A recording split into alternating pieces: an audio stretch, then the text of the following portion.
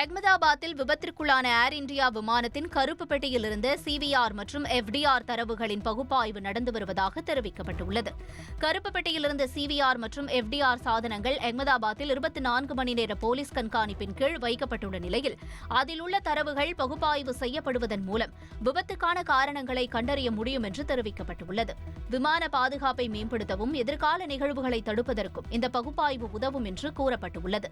இதனிடையே கருப்பு பெட்டி பகுப்பாய்வில் அனைத்து நடவடிக்கைகளும் உள்நாட்டு சட்டங்கள், சர்வதேச கடமைகளுக்கு உட்பட்டு உரிய காலத்தில் மேற்கொள்ளப்பட்டிருப்பதாக விமான போக்குவரத்து அமைச்சகம் தெரிவித்துள்ளது.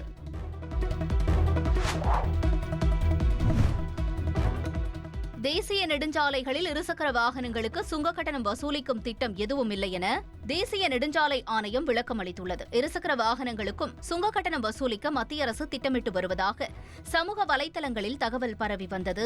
இந்நிலையில் இந்த தகவலை மறுத்துள்ள மத்திய அமைச்சர் நிதின் கட்கரி, இருசக்கர வாகனங்களுக்கும் சுங்க கட்டணம் என தவறான தகவல் பரவி வருவதாகவும், இருசக்கர வாகனங்களுக்கான சுங்க கட்டணத்தில் முழுமையான விலக்கு தொடரும் எனவும் உறுதியளித்துள்ளார்.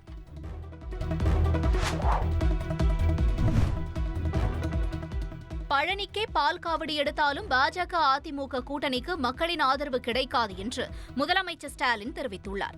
இதுகுறித்து அவர் வெளியிட்டுள்ள சமூக வலைதள பதிவில் 3000 கோயில்களுக்கு குடமுழக்கு, 7000 கோடி ரூபாய் கோயில் சொத்துக்கள் மீட்பு, தேவாலயங்கள், மசூதிகள் புனரமைப்பு என அனைத்து பக்தர்களிடமும் ஸ்கோர் செய்துள்ளது திராவிட மாடல் ஆட்சி என்று குறிப்பிட்டுள்ளார்.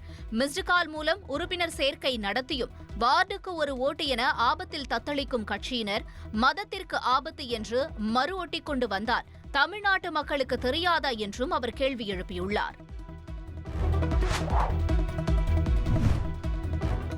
கட்சியில் செயல் தலைவர் என்பது சிறந்த பொறுப்பு, அதனை அன்புமணி ஏற்க மாட்டேன் என்று கூறுவதாக பாமக நிறுவனர் ராமதாஸ் தெரிவித்தார். திண்டிவனம் அருகே தைலாபுரம் இல்லத்தில் செய்தியாளர்களை சந்தித்த அவர், தேர்தல் கூட்டணி குறித்து முடிவு செய்ய தேவைப்படும் நேரத்தில் பொதுக்குழு கூட்டப்படும் என்றும் குறிப்பிட்டார். என் மூச்சிருக்கும் வரை நான் தலைவர். அவருக்கு என்னன்னா உங்களுக்கு தெரியும், செயல் தலைவர் கொடுத்துருக்கோம். அவருக்கு நல்ல பொறுப்பு கொடுத்துருக்கோம். செயல் தலைவர் எல்லா பொறுப்போட சிறந்தது செயல் தலைவர். ஒரு கட்சியினுடைய வளர்ச்சிக்கு செயல் தலைவர் மிக மிக முக்கியம். அதனால் அந்த பொறுப்பை கொடுத்துருக்கோம். அவர் அதை ஏற்க மாட்டேன்னு சொல்றார். அந்த பொறுப்பை ஏற்றுனா பிரச்சனையை தீர்ந்து போச்சு. கட்சியின் தலைவராகிட்டேன்.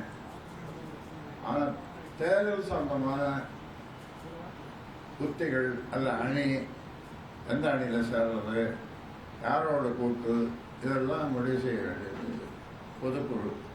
அது தேவைப்படும் நேரத்தில் அந்த பொதுக்குழுவை கூட்டி அந்த பொதுக்குழுவினுடைய உறுப்பினர் அவர்களுடைய கருத்துக்களை கேட்டு அது முடிவெடுப்போம்.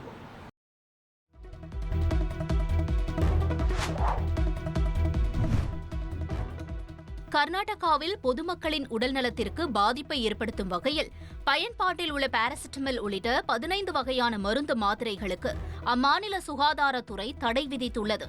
தடை விதிக்கப்பட்டுள்ள பட்டியலில் பாராசிட்டமல் உள்ளிட்ட ஆன்டிபயோட்டிக் மாத்திரைகள், ஆன்டிஹிஸ்மெட்டன் எனப்படும் அலர்ஜி எதிர்ப்பு மருந்துகள், பெயின்கில்லர் எனப்படும் வலி நிவாரண மருந்துகளும் இடம்பெற்றுள்ளன. இந்த மருந்துகள் மருத்துவ ரீதியில் தேவையில்லாதவை என்றும் தீவிர பக்க விளைவுகளை ஏற்படுத்தலாம் என்றும் கண்டறிந்த பின் தடை விதிக்கப்பட்டுள்ளதாக தெரிவிக்கப்பட்டுள்ளது. குறிப்பாக முழுமையான மருத்துவ பரிசோதனை இல்லாமல் மக்கள் எளிதில் வாங்கி பயன்படுத்தும் மாத்திரைகளுக்கு தடை விதிக்கப்பட்டுள்ளதாகவும், இதுகுறித்து அரசு மருத்துவமனைகளுக்கும் மருந்து கடைகளுக்கும் அறிவுறுத்தல் வழங்கப்பட்டுள்ளதாகவும் தெரிவிக்கப்பட்டுள்ளது.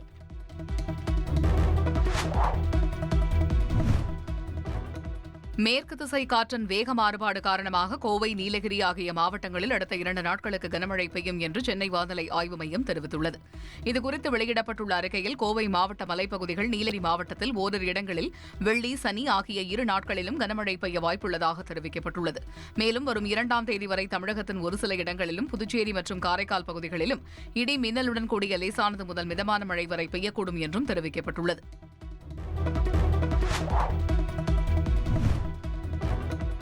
இஸ்ரேல் ஈரான் இடையேயான போர் முடிவுக்கு வந்ததன் காரணமாக தங்கத்தின் விலை தற்பொழுது சீரான நிலையை அடைந்திருப்பதாகவும், எனினும் வரக்கூடிய காலங்களில் தொடர்ந்து உயரும் என்றும் தங்க நகை வியாபாரிகள் சங்க தலைவர் ஜெயந்தலால் ஜலானி தெரிவித்துள்ளார். இது தொடர்பாக அவர் தந்தை தொலைக்காட்சிக்கு அளித்த பேட்டியில், உலகளாவிய அளவில் வெள்ளியின் தேவை அதிகரித்து வருவதன் காரணமாகவும், குறிப்பாக தொழில்துறையில் அதன் தேவை அதிகரித்திருப்பதாலும் வெள்ளியின் விலை தொடர்ந்து கணிசமாக உயர்ந்து கொண்டே இருக்கும் என்றும் அவர் தெரிவித்துள்ளார். மேலும் வெள்ளியில் முதலீடு செய்பவர்களுக்கு சிறந்த லாபம் கிடைக்கும் என்றும் அவர் குறிப்பிட்டுள்ளார். இரு நாடுகளும் தானாகவே முன்வந்து ஒரு அமைதியான சூழ்நிலை போகும் பட்சத்தில் இரு நாடுகளும் தங்களுடைய உள்நாட்டு பொருட்களை, அதாவது இராணுவ தளவாடங்களை மீண்டும் தயார்படுத்தி போருக்கான ஒரு விஷயமாக இது எடுத்துக்கொள்ளலாம். அப்படின்னு பார்த்தீங்கன்னா நிச்சயமாக இன்னும் ஒரு பெரிய போருக்காக இந்த உலகம் காத்து கொண்டிருக்கிறது. அப்படிப்பட்ட சூழ்நிலை ஏற்படும் என்ற ஒரு நிலைமை வந்தால் நிச்சயமாக தங்கம் ஒரு பெரிய உச்சத்தை நோக்கி போகும். போரே ஏற்படாவிட்டாலும் இந்த 9,000 ரூபாய் கிராம் அப்படிங்கிற ஒரு பெஞ்ச் மார்க் இறங்கி கீழே தங்கம் போகிறதுக்கு வாய்ப்புகள் இல்லை. காரணம் என்ன? பெரிய உலக நாடுகள் பெரிய அளவில் முதலீடு செய்துள்ளன. உலகத்தில் உள்ள மக்கள் பெரிய அளவில் முதலீடு செய்ய தொடங்கி இருப்பதும் தங்கம் விலை குறைவதற்கு வாய்ப்பு இல்லாத ஒரு சூழ்நிலையை ஏற்படுத்தி வருகிறது. தங்கத்தை தொடர்ந்து வெள்ளியும் பெரிய அளவில் உயர்ந்து கொண்டுதான் வருகிறது. காரணம்னா வெள்ளியுடைய தேவை உலக அளவில் உயர்ந்து கொண்டு வருகிறது. அதுவும் தொழில்துறைக்கான வெள்ளி பெரிய அளவில் தேவைப்படுவதால் வரும் காலங்களில் வெள்ளியும் ஒரு பெரிய உச்சத்தை நோக்கியே சென்று கொண்டிருக்கும்.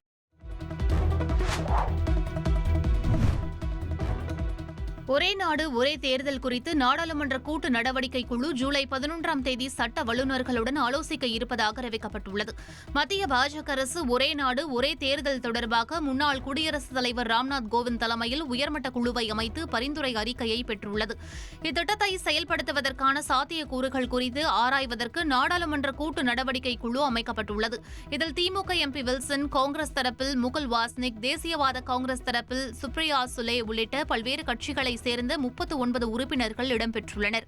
இந்நிலையில் நாடாளுமன்ற கூட்டுக்குழு ஜூலை 11ஆம் தேதி நாடாளுமன்ற வளாகத்தில் கூடி ஒரே நாடு ஒரே தேர்தல் குறித்து சட்ட வல்லுநர்கள் மற்றும் ஓய்வு பெற்ற அதிகாரிகளுடன் ஆலோசனை மேற்கொள்கிறது. இக்கூட்டத்தில் ஒரே நாடு ஒரே தேர்தல் திட்டத்தை கடுமையாக எதிர்க்கும் எதிர்க்கட்சி உறுப்பினர்கள் அனைவரும் கலந்து கொள்வார்களா அல்லது புறக்கணிப்பார்களா என்ற எதிர்பார்ப்பு ஏற்பட்டுள்ளது.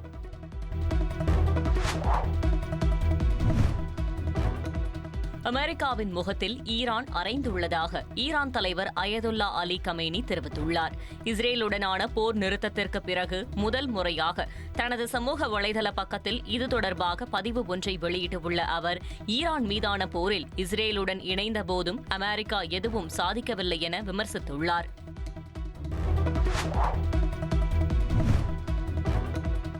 அமெரிக்கா செல்வதற்கு விசா பெற விண்ணப்பிக்கும் போது புதிய நடைமுறை கட்டாயமாக்கப்பட்டுள்ளது.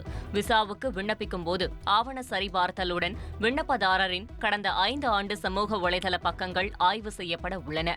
அவற்றில் அமெரிக்காவுக்கு எதிராக ஏதேனும் ஒரு கருத்து தெரிவித்திருந்தாலும் அந்த விண்ணப்பம் நிராகரிக்கப்படலாம் என கூறப்படுகிறது. மாணவர் விசாக்களுக்கு நேரடி முன்னுரிமை அளிக்கப்படும் என்று கூறப்படும் நிலையில் தொழிலாளர்களுக்கான H-1B, L-1, O-1 விசாக்கள் மற்றும் பிசினஸ் விசாக்கள் ஆகியவை பரிசீலித்து முடிவெடுக்கப்படும் என்றும் தெரிவிக்கப்பட்டுள்ளது.